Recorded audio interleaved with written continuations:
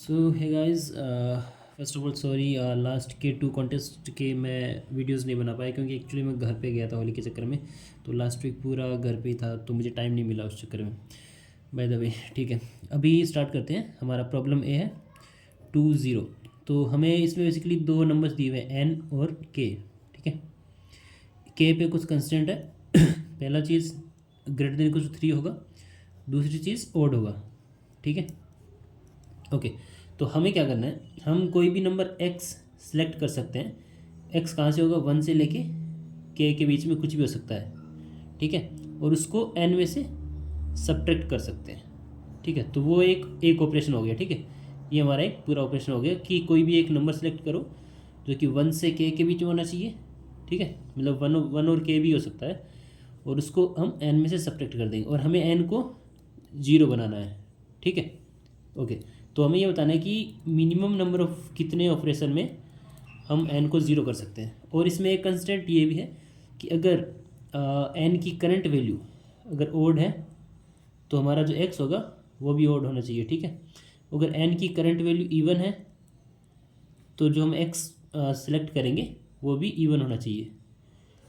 ठीक है, तो हमें ये बताना है कि मिनिमम कितने ऑपरेशन लगेंगे। अब देखो, मिनिमम ऑपरेशन लगने मतलब हम x की वैल्यू ज़्यादा से ज़्यादा सेलेक्ट करेंगे। ठीक है, ताकि n जल्दी से 0 की तरफ मूव करे। समझ गए? तो आ, अब क्या क्या सोच के तो हमेशा ओड है। ठीक है, अब एक चीज़ ये देखो कि अगर हम किसी ओड में से अगर ओड को सब्ट्रैक्ट करते हैं तो हमें हमेशा क्या मिलेगा, इवन मिलेगा, राइट। और अगर हम इवन में से इवन को सब्ट्रैक्ट करते हैं तो हमें हमेशा इवन ही मिलेगा। ठीक है, ओड में से ओड को सब्ट्रैक्ट करेंगे तो इवन मिलेगा, इवन में से इवन को सब्ट्रैक्ट करेंगे तो हमेशा इवन मिलेगा। ठीक है, तो इस चीज़ का यहाँ पे यूज़ होगा। अब देखते हैं कैसे। अब एन जो है हमारा या तो ओड हो सकता है या फिर इवन हो सकता है। ठीक है, इनिशियल वैल्यू जो हमारी एन की होगी वो ग्रेटर देन इक्वल्स टू के ही होगी, ये दिया हुआ है। ठीक है, तो अब देखो इवन वाला केस है, उसमें क्या है, क्योंकि के हमारा ओड है। ठीक है, तो अब इसमें से हम के सब्ट्रैक्ट नहीं कर सकते, राइट। तो कौन सी ऐसी मैक्सिमम वैल्यू है जो हम इसमें से सब्ट्रैक्ट कर सकते हैं, k-1, क्योंकि के हमारा ओड है तो k-1 क्या होगा, इवन होगा।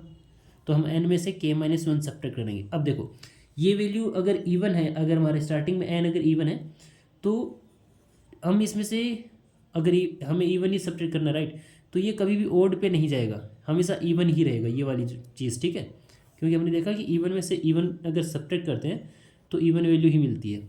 तो जैसे एक एग्जांपल देते हैं, 39 7, ये नहीं ले रहा मैं।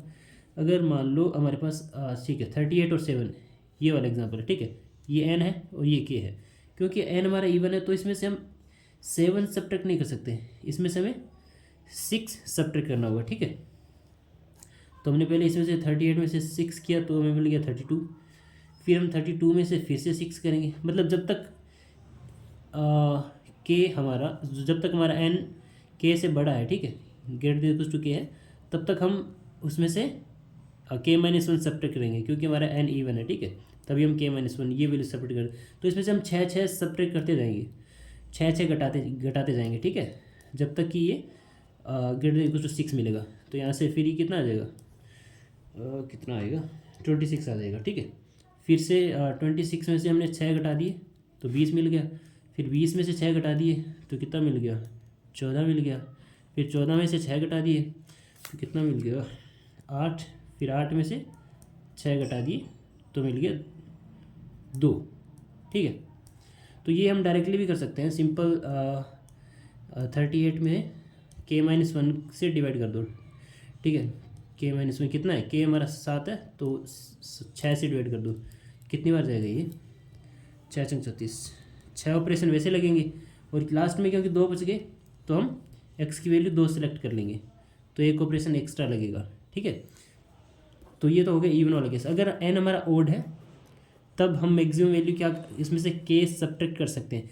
लेकिन इसमें से जैसे ही हम k को सब्ट्रैक्ट करेंगे एक बार, अगर n ओड है तो हम क्या करेंगे, n=n-k कर देंगे एक बार। ठीक है, तो जैसे ही हम ओड में से ओड घटाएंगे तो वो इवन हो जाएगा। अब फिर से हमें अब ये जो करंट वैल्यू है एन की वो इवन है, ठीक है। तो अब हमें हमेशा इवन वैल्यू ही घटानी है, तो हम हमेशा k-1 घटाएंगे, ठीक है। तो जब तक हम k-1 उसमें से घटा सकते हैं तब तक उसमें से k-1 घटा देंगे, ठीक है। और जैसे यहाँ पे हमने देखा कि करंट वैल्यू k से छोटी होगी, तब इसमें से हम k-1 नहीं घटा सकते, राइट। तो बस एक ऑपरेशन लगेगा उसके बाद। तो हमारा सिंपल फॉर्मूला क्या हुआ कि अगर हमारा n ओड है तब एक ऑपरेशन वहाँ पे लगेगा, क्योंकि उसमें से हम k घटाएंगे, ठीक है। तो आंसर प्लस प्लस करेंगे और n इक्वल्स टू क्या कर देंगे, n-k कर देंगे, ठीक है। अगर ओड है तब अब ये वैल्यू हमारी इवन हो गई, n की वैल्यू, ठीक है। तो अब जैसे ही इवन मिला, तो जब तक इसमें से हम k-1 घटा सकते हैं, मतलब आंसर में क्या आएगा फिर, plus equals to n divided by k-1।